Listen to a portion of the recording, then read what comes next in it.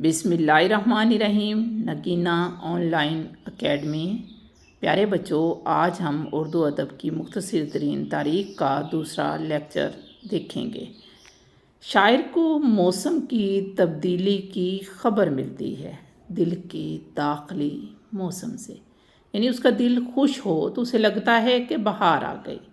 اگر دل پہ ہجر کے جذبات ہوں تو یہ اعلان ہے خزاں کا، ہوائی دورے میں خوشگوار راہ میں ہے، خزاں چمن سے ہے جاتی بہار راہ میں ہے۔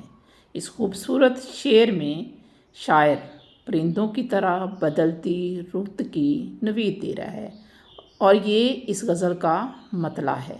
رت بھی وہ کون سی؟ جس میں ہوائے دورے میں، یعنی شراب کے خوشگوار ہوا کا دور، یعنی بہار کا موسم جو ہے اس کی طرف اشارہ کر رہا ہے۔ اسی غزل کا خوبصورت مقطع ہے: تھکیں جو پاؤں تو چل سر کے بل، نہ ٹھہرا دیش گلے مراد ہے منزل میں، گلے مراد ہے منزل میں، خار راہ میں ہے۔ یہ مقطع ہے جو ہمیں امید اور ہمت کا درس دیتا ہے۔ اردو غزل میں بہار اور اس کے تضاد میں خزاں کو سب سے زیادہ موضوع بنایا گیا، یہ کہنا ہے ڈاکٹر سلیم اختر کا۔ خزاں استعارہ ہے ہجر کا اور بہار استعارہ ہے وصال کا۔ چلتے ہو تو چمن کو چلیے، سنتے ہیں کہ بہاراں ہیں، پات ہرے ہیں پھول کھلے ہیں، کم کم بادو باراں ہیں۔ گلشن میں آگ لگ رہی تھی رنگ گل سے میر، بلبل پکاری دیکھ کے صاحب پرے پرے۔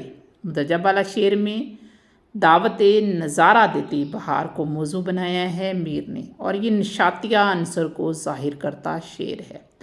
برسات استعارہ ہے گریا اور اشک افشانی کا، یعنی ہجر کی وجہ سے شاعر جو روتا ہے اسے برسات کے موسم کے ساتھ استعارتاً برتا جاتا ہے۔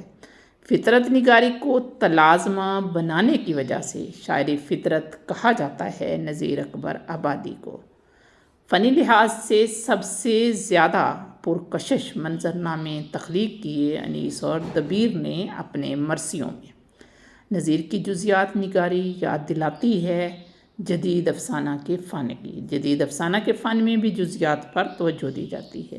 نذیر اکبر آبادی کے اسلوب کا یہ اعجاز ہے کہ مناظر متحرک ہو کر گویا ناچ اٹھتے ہیں، یہ کہنا ہے سلیم اختر کا۔ نذیر کے پاس 2 کے بجائے 4 یا 6 آنکھیں تھیں، جن سے وہ کبھی دوربین کا کام لیتا ہے تو کبھی خوردبین کا، یہ کہنا ہے ڈاکٹر سلیم اختر کا۔